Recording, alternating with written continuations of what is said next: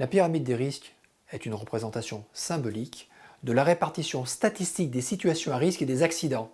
Les premières représentations de ce type ont été réalisées par Heinrich en 1931, puis par Borde, d'où le nom de la pyramide, cela en 1969. L'étude réalisée par Borde, pour le compte d'une société d'assurance américaine, portait sur plus de 1 750 000 accidents déclarés. L'étude relevait alors que sur 641 situations anormales, 600 sont des préaccidents ou des incidents, 30 des accidents et des dégâts matériels, 10 des accidents avec des blessures mineures et 1 est un accident grave. Aussi, les accidents et les incidents significatifs doivent être analysés avec la plus grande exigence. Il s'agit de combattre les risques à la source. Plus les dangers sont identifiés tôt, moins la probabilité d'accident sera élevée. La pyramide de Borde permet d'illustrer l'importance de la remontée terrain au quotidien. Cette remontée doit donc être encouragée et facilitée. Même s'il s'agit de principes de bon sens, la remontée au plus tôt d'informations n'est jamais acquise. En effet, pour des raisons culturelles parfois, managériales, l'opérateur craint de remonter ces informations sur d'éventuelles situations anormales. Il a peur de sanctionner, il a peur de se dévaloriser ou de remettre en cause ses collègues. Cette remontée sur le terrain n'est pas toujours aisée non plus. Dans la tranchée avec les gants, les bottes, les lunettes, les équipements, tout en étant attentif à la réalisation de son travail en sécurité pour soi, dans les exigences de délai. Aussi, la remontée doit être facilitée. À titre d'exemple, dans cette entreprise de transport, les chauffeurs rendent leur bon de transport le soir au dépôt et communiquent à l'équipe administrative ce qui s'est passé dans la journée, et ces événements sont notés sur un tableau. Dans cette entreprise de travaux publics, le compagnon informe son chef, lequel prend une photo géolocalisée pour enregistrer la situation dangereuse et les commentaires correspondants. Dans cette autre entreprise de bâtiment, le chef de chantier fait un point le matin lors du café et le soir lors du débrief pour échanger avec les compagnons sur les problèmes rencontrés sur le terrain. Il s'agit ensuite d'exploiter ces données. Certaines situations dangereuses nécessiteront uniquement un traitement immédiat.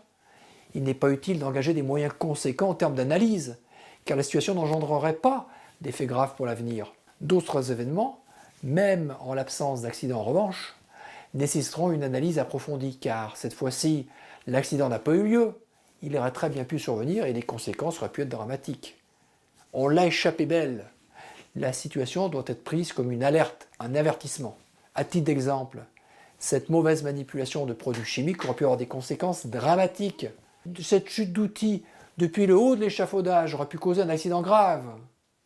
Là aussi, on a eu chaud, on a eu de la chance, cette fois-ci.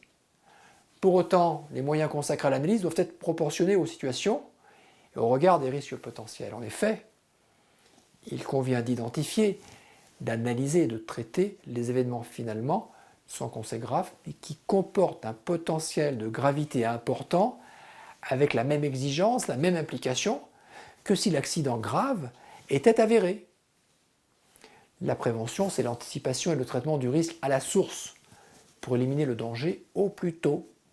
L'évidence pour autant ne s'impose pas, le changement doit être accompagné, l'erreur est acceptable, la dissimulation elle ne l'est pas. La négligence, la procrastination au regard des dangers ne sont pas acceptables. C'est pourquoi l'analyse des résultats au regard de la pyramide de Borde est utile.